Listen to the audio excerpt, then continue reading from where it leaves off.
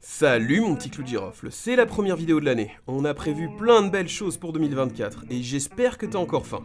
Alors enfile ton tablier, préchauffe ton four et abonne-toi, ça fait plaisir. Aujourd'hui on va se préparer un petit plat bien canaille, bien coquin. Et pour nous accompagner, Alex, sommelier de profession. Qu'est-ce que t'as prévu pour nous? J'espère qu'il y a du cochon, parce que je ne suis pas venu les mains vides. Ça tombe bien, on a du saumon, on a du cochon, et pour savoir ce qu'on va faire avec, on va aller mettre la tête dans le plat. Bon alors tout à l'heure j'ai dit qu'on était dans le thème bistrot, donc on va préparer un petit tartare de saumon bien coquin. Luc, qu'est-ce que tu peux nous dire dessus? Je rentre pas dans le détail, c'est frais, iodé, coloré. Qu'est-ce que tu peux nous proposer avec ça? Ceci, le petit salé de Roquefort, sur un vin de Provence, majoritairement de la clairette, un petit peu de vermentino et de l'uni blanc. On est sur un vin qui n'a pas d'élevage en fût, donc ça reste assez frais. On a une belle tension, on a une petite salinité qui bien s'accorde justement avec le saumon. Donc je pense que pour commencer ce sera l'accord parfait. On démarre par un petit tartare de saumon sur un lit croustillant. Tu vas voir, c'est facile, on l'a déjà fait. Tu commences par détailler ton saumon. Tu vas retirer la peau et faire des petits cubes. Voilà, fais-moi des belles lanières comme ça et tu coupes en cubes. Ensuite, tu vas épépiner et tailler un concombre. Ouais. Puis tu attrapes une belle pomme verte que tu vas couper en tranches fines. Et tu me citronnes ça, on l'a déjà vu, c'est pour empêcher l'oxydation. Et hop, une brunoise de pomme. Après, ça va très vite. De l'aneth, une échalote, un fruit de la passion, et une mangue bien mûre, regarde-moi ça, c'est de toute beauté.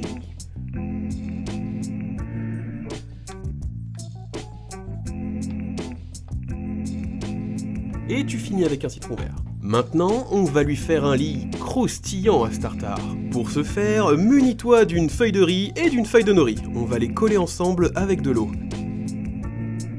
Coupe les bords pour en faire un carré ou un triangle ou un rond, enfin ce que tu veux quoi. Et laisse sécher. Pendant ce temps, mets de l'huile à chauffer. Tu vas pouvoir les frire rapidement quand elles seront sèches. Regarde, c'est magique.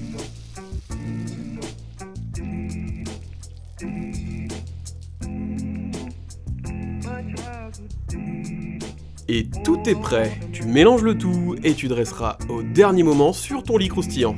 Bon, à l'origine on avait aussi préparé de la purée d'avocat, mais comme on est des couillons, on a oublié de la filmer. Pour les fleurs, tu peux mettre de l'œillet d'Inde, c'est comestible. Et c'est pour faire joli. Miam miam.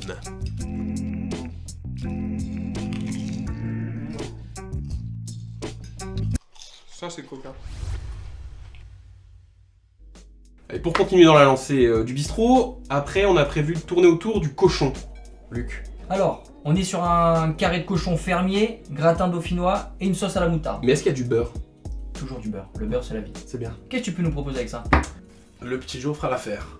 Domaine de la Roche-Bussière dans les Côtes-du-Rhône, majoritairement de Grenache avec un petit peu de Syrah. On est sur un vin qui est assez riche mais qui tabasse pas trop. Un élevage en fût qui est assez léger, qui pourrait très bien aller avec le cochon sans le dénaturer. C'est parti. Alors là mes seigneurs, on va se faire plaisir. On va se faire un gratin dauphinois, tout ce qu'il y a de plus traditionnel. Tu vas voir, c'est super canaille. Déjà, corvée de patates, épluchée, lavée et tout le bazar. Puis tu me tailles ça en jolies tranches, pas trop fines, mais pas trop épaisses non plus. Dans une grande casserole, tu fais chauffer le lait et la crème, avec les pommes de terre. Toujours départ à froid les pommes de terre, c'est important. Gave-moi ça avec de l'ail. Bien écrasé. Du romarin. Du sel, du poivre. Et de la noix de muscade. On aime la noix de muscade.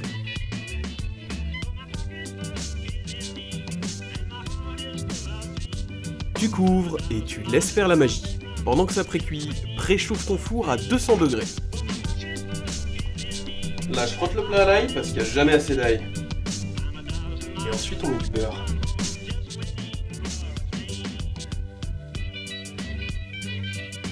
Tu reviens voir ta casserole et là, normalement, ça sent très très bon. Maintenant, tu disposes tes pommes de terre dans ton plat. Tu mouilles à hauteur avec le lait et la crème et ça part au four. 1 heure de cuisson, mais tu peux ajuster selon la puissance de ton four. Le mien il est vieux. Et là c'est au tour de la star du jour, on se découpe 2-3 carottes.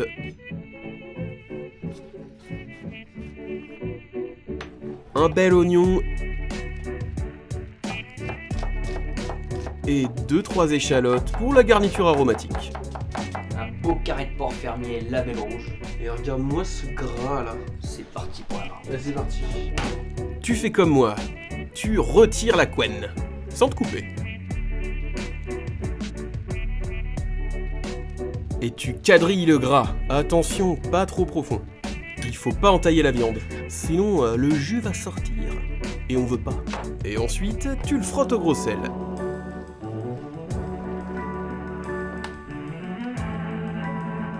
Et dans ta plus belle cocotte en fonte, tu vas le marquer de tous les côtés. Attention, il va rendre beaucoup de gras, mais on va s'en servir.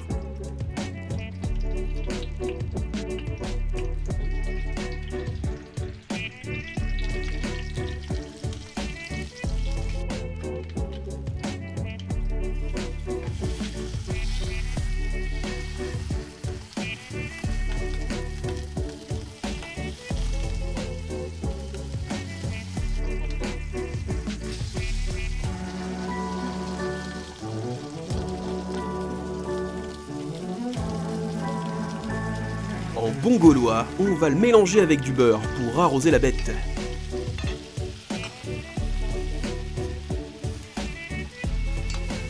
Voilà, comme ça, regarde comme c'est joli. Ensuite, tu le retires du feu et tu le laisses reposer. Dans la même cocotte, pour récupérer les sucs, on va se faire une petite sauce moutarde. Tu vas faire revenir tes échalotes et tu peux déglacer ça au vin blanc.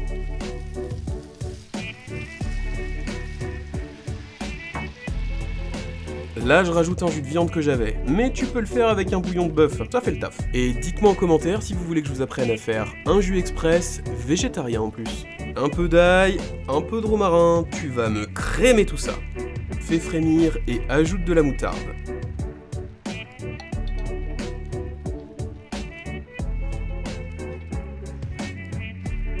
Laisse réduire à feu doux. Et quand c'est bien velouté, tu peux le mettre de côté pour plus tard. Maintenant, on va cuire la bête. Nous, on a gardé la basse-côte. On va la disposer sous le cochon. Ça donnera du goût. Laisse rissoler et on va déglacer au vin blanc. Et tu vas me flamber ça au whisky. Ici, c'est du Hatozaki.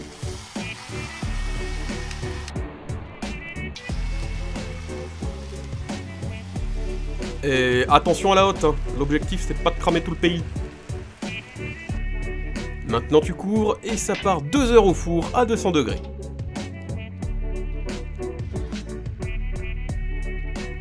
Regarde ça comme c'est joli.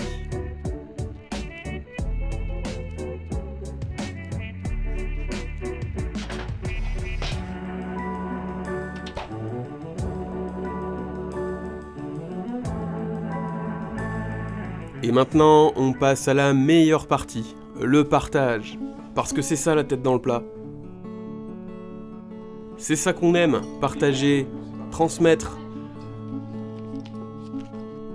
Rire et se raconter des histoires autour de la table. Et trinquer aussi, accessoirement, ça fait pas de mal.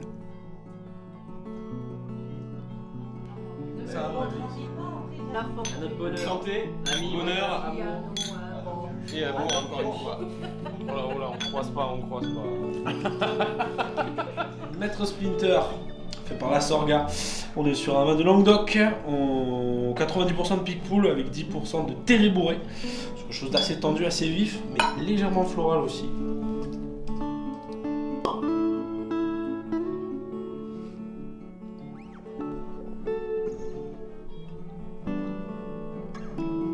Magnifique.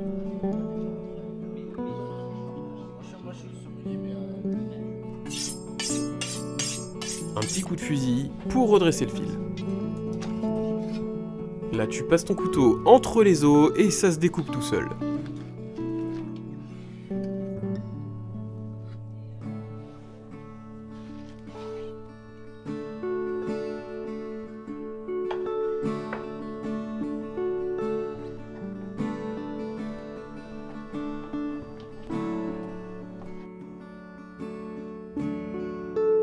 Et le secret, c'est la sauce à la moutarde.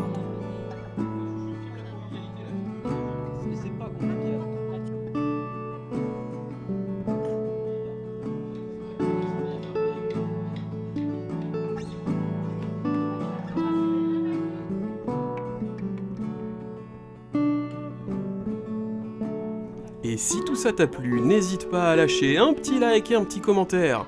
Tu peux également partager, ça nous fait très plaisir.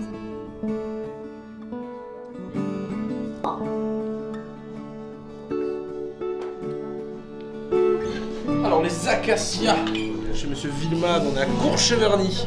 C'est pas, c'est du 100% Romorantin. Je suis 2012 pour celui-ci. C'est vraiment assez aromatique, mais sans gras. Quelque chose de très floral, incroyable. Merci à ceux qui sont encore là, et à bientôt, avec la tête dans le plat. Santé!